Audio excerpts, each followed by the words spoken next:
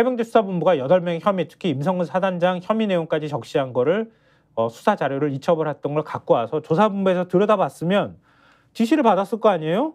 지시를 받으면 임성근 사단장 쓱 빼고 이런 걸 해야 되는데 애초에 국방부 조사본부가 검토했을 때에는 다 혐의 있다고 봤다는 거 아니야. 그렇죠. 그러니까 지금 말씀하신 대로 회수해 올 때부터 네. 아마도 윗선에서는 말씀하신 대로 그런 방향으로 가길 바랬을 텐데. 아, 조사본부가 왜 몰랐겠어. 그렇죠. 그거 대통령이 경로했다는 얘기도 몰랐을 리가 없고, 그리고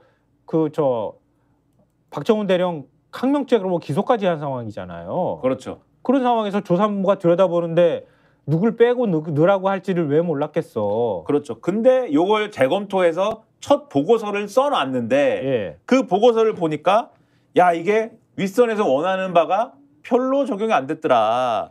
그래서 임성근 사단장에게 범죄 정황이 확인된다 이렇게 기술을 했다는 거예요. 가슴 장화를 신어라 이렇게 임 사단장이 지시한 내용이나 이런 것들에 대해서 안전대책을 수립하지 않았을 뿐만 아니라 수립을 방해했고 복장 등 부대원들의 외형 관리에만 신경 쓰는 등 주의 의무를 게을리했다 이렇게 판단했다는 거예요. 그래서 8명의 그 이첩했다고 하는 사람들에 대해서 사망 원인이 되는 범죄의 단서가 되는 정황이 있는지 살피는 방식으로 보고서를 작성했는데 방금 전에 말씀드렸던 것처럼 그 내용들이 다 인정된다고 본 거라는 거예요. 그랬다가 최종 보고서에서는 그거 다 드러내버렸다는 거잖아요. 그렇죠. 그래서 원래 첫 보고서에 들어있는 내용이 뭔지를 그럼 봐야 되지 않습니까? 네. 그 내용을 설명을 드리면 이 조사본부는 임성근 사단장에게 안전대책 수립 의무가 있다고 봤습니다. 그러니까 지금 뭐 수색을 해야 되는데 안전대책을 사단장이 수립을 했어야 된다. 그런데 안전대책 수립을 안 했습니다. 임성근 사단장이. 네. 그리고 수립을 안 한 것에 그치지 않고 수립을 방해했고 복장 등 부대원들의 외양 관리에만 신경 쓰는 등의 주의 의무를 게을리했다. 이게 이제 보고서의 내용에 들어있다는 거예요. 예. 구체적으로 지난해 7월 15일에 경상북도 재난상황실이 호우 피해 복구 지원 요청을 받았는데 그때 주요 지원 사항이 실종자 수색이라고 했고 그걸 임성근 사단장이 알고 있었답니다. 근데 그걸 바로 부하들에게 전파하지 않았대요. 이걸 부하들이 알았으면 뭘 대비를 더 잘했을 텐데. 그렇죠. 경북도에서 연락 받을 때 그냥 일반적으로 보통 병사들이 복구 작업에 투입이 되잖아요. 그게 아니라 실종자 수색에 투입된다는 사실을 얘기했음에도 불구하고 임 사단장이 부하들한테 얘기하지 않았다. 그렇죠. 얘기를 안 하고 있다가 이틀이 지난 17일 오전 10시가 되어서야 박아무개 7여단장한테 피해 복구 작전의 중점은 실종자 수색이다라고 임무를 하다를 했대요. 근데 그러면은 요것만 들으면은 아, 왜 이틀간 그 왜 불성실했어? 이렇게만 가는데 아주 이게 근데 결정적인 내용이 나와. 계기가 있습니다. 왜 갑자기 이걸 임무를 하다를 했느냐? 비슷한 시간 윤석열 대통령이 서울을 출발해 경북 예천 수해 현장으로 향했고 오전 11시 9분 수해 마을 입구에 도착을 했다. 임무 하달 1시간 뒤인 오전 11시 임 사단장은 곧장 수색 지역으로 출동하라고 지시했다. 부대원들은 안전대책을 수립할 시간도 안전장비를 갖출 여유도 없이 출동해야 했다. 그러니까 그냥 있다가 실종자 수색 뭐 그거 뭐 할 생각도 없는 건지 뭐 대충 뭐 하고 신용만 할 건지 뭐 이렇게 있다가 대통령이 온다고 하니까 야 실종자 수색이야.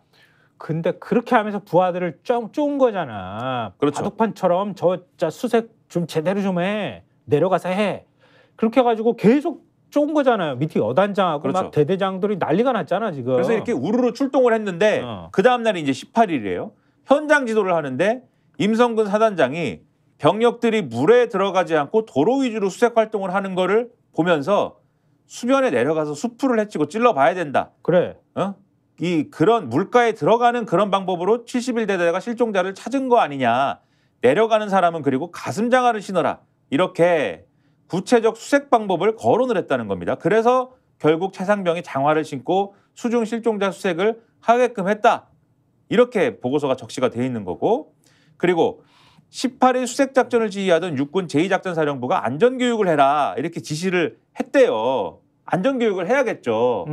그리고 이에 따라서 위험성 평가를 부하가 하고 있었는데 이 부하한테 임성근 사단장이 야 병력 투입 안 시키고 뭐해, 병력들 빨리 데리고 와, 이렇게 했다는 겁니다. 그래서 결국 어떻게 됐냐, 위험성 평가 여건이 보장이 안 됐다.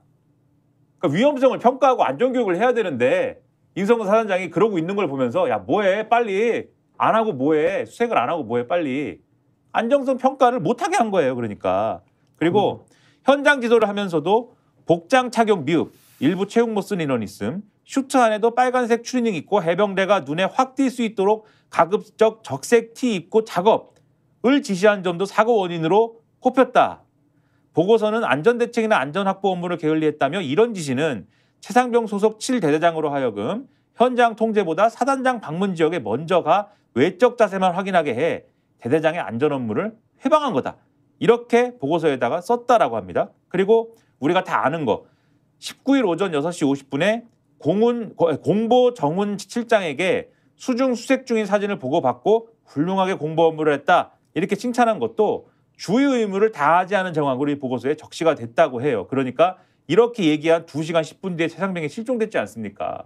그러니까 사단장이 공보 업무라고 하는 거에만 신경 쓰니 안전이라든가 주의라든가 되겠느냐. 보고서에 이렇게 써 있었다라는 거예요. 그러니까 그동안에 우리가 그랬잖아요. 임성근 사단장이 무슨 사단장 자격이 있어. 이런 얘기들 많이 했거든요. 해병대 정신 팔지 말라. 헛소리 하지 말라. 이런 얘기들도 했는데 근데 이거 읽으면서 다 드러나잖아. 그렇죠. 자기가 지시한 거 아니라고 얘기하는 것도 거짓말이라는 게 드러나는 거고 그렇죠. 여단장한테 의견 제시만 했을 뿐이라고 얘기하는 것도 거짓말. 그리고 대통령 내려온다고 해가지고 그때부터 막 수중수색 뭐 어쩌고저쩌고 하기 시작하더니 대통령이 와서 무슨 얘기를 했는지 모르지만 윤 대통령하고 뭔 얘기를 했는지 모르지. 근데 그 다음부터 막 찔러봐라 뭐해라 막 오히려 복장 점검하고 막 밑을 닥달하고 난리가 났었다는 거 아니에요? 그렇죠. 그러다가 결국 최상병 실종됐고 그러느라 안전이나 뭐 이런 거는 하나 뭐 점검도 안 하고 다 뛰어넘어 버린 것이고 그 다음에 방송 카메라 와 있으니까 더 난리 쳤다는 거잖아. 지금. 그렇죠. 그러니까 이 국방부가 회수해가지고 재검토를 했는데도 도저히 첫 혐의를 보고서에는 이렇게 적시가 됐는데 나중에 빼버렸다는 거 아니야 이거. 최종 보고서를 보면 이런 내용은 없고 수중 수색이 있었는지 여부 등은 기록이 없어서 사실관계 확인이 필요하다라면서 최상병 사망과 임성근 사단장 지시의 연결고리가 희석이 돼 있다.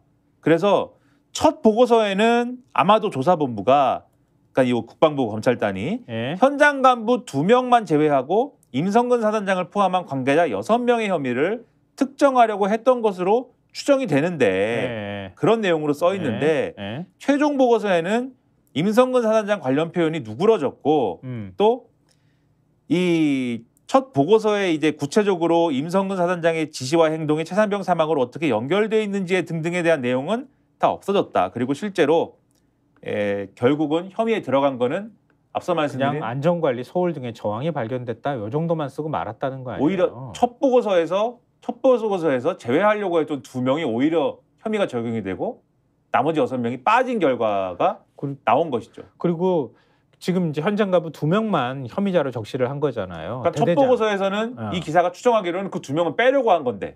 빼려고 한 건데 최종 보고서에서는 2명의 그렇죠. 혐의만 남은 거잖아. 그렇죠. 근데 그거에 대해서도 조사본부에서 넣기가 자기네들도 진짜 이 면이 안 서는 거잖아. 그러니까 직무상 의무가 있는지 여부를 명확하게 하기 위한 추가 조사 등이 필요하다. 이런 문구를 넣어놨다 그래요. 그렇죠.